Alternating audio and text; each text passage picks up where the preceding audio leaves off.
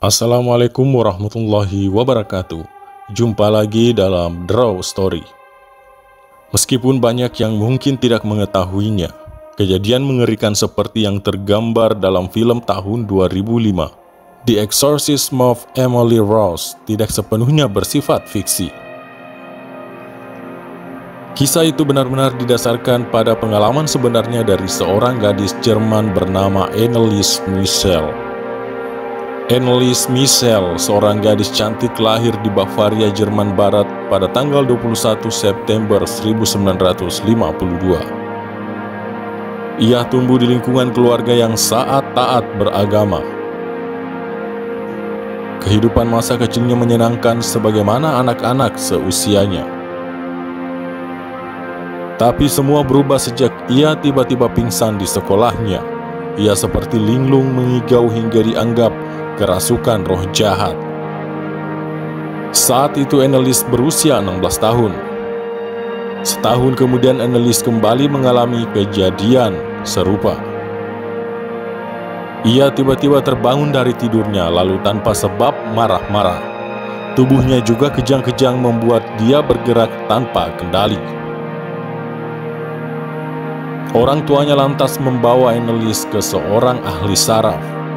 Di tempat ini dokter mendiagnosisnya menderita epilepsi lobus temporal, sebuah kelainan yang membuatnya kejang, kehilangan ingatan, serta memicu halusinasi. Setelah didiagnosis, Anneliese mulai minum obat untuk epilepsinya. Ia juga percaya diri masuk ke bangku perkuliahan dengan mendaftarkan di Universitas Würzburg pada tahun 1973.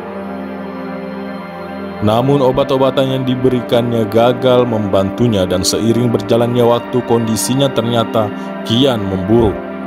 Meskipun dia masih minum obatnya, keluarga terdekatnya mulai percaya bahwa dia dikuasai iblis, sehingga dia dianggap perlu mencari solusi di luar metode kedokteran. Dugaan ini kian menguat setelah Anneliese mengaku kerap melihat wajah iblis serta mendengar bisikan-bisikan aneh di telinganya. Bisikan yang paling diingatnya yakni yang mengatakan bahwa dirinya dikutuk dan akan membusuk di neraka.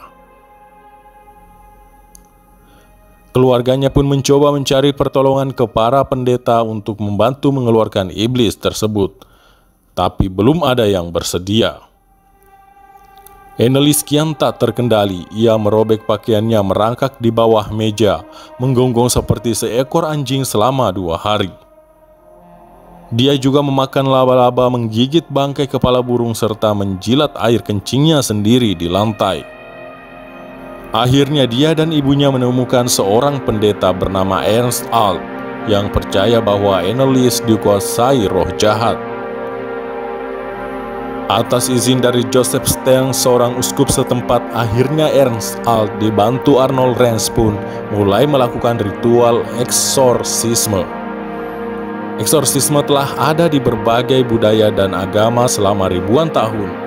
Namun praktik tersebut menjadi populer di gereja Katolik pada tahun 1500-an dengan para imam yang menggunakan ungkapan Latin Vade retro satana, yang berarti kembalilah setan untuk mengusir setan.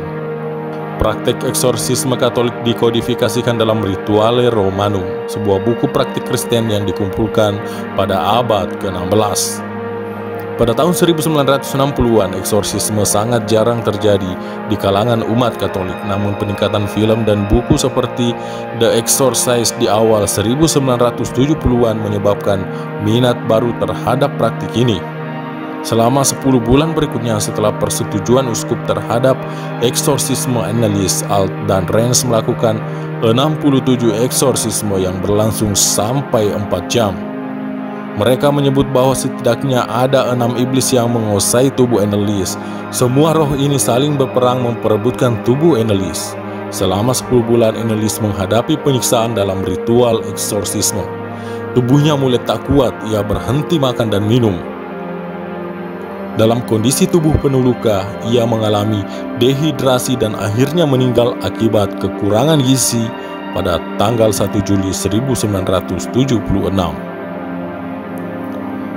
Kisah tentang Annelies ini mengguncang publik Jerman, terutama setelah orang tua Annelies dan kedua imam yang melakukan ritual eksorsisme dituduh oleh pengadilan telah melakukan pembunuhan.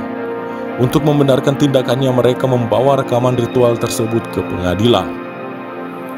Tapi akhirnya kedua imam tersebut dinyatakan bersalah melakukan pembunuhan akibat kelalaian dan dijatuhi hukuman 6 bulan penjara yang kemudian ditangguhkan dan 3 tahun masa percobaan.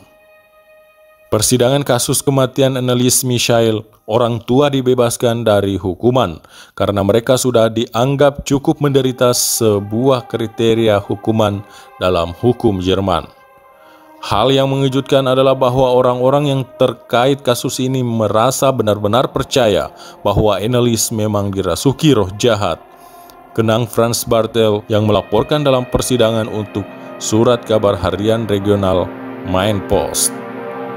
Meskipun dia mungkin menjadi sumber inspirasi bagi beberapa orang religius, kisah Annelies Michael bukanlah salah satu contoh kasus spiritualitas yang mengalahkan sains, tapi orang-orang yang seharusnya lebih tahu daripada membiarkan wanita yang sakit mental itu meninggal. Ini adalah cerita tentang orang-orang yang memproyeksikan keyakinan, harapan, dan keyakinan mereka sendiri terhadap delusi seorang wanita dan harga yang dibayarkan untuk kepercayaan tersebut. Sekian, Assalamualaikum warahmatullahi wabarakatuh.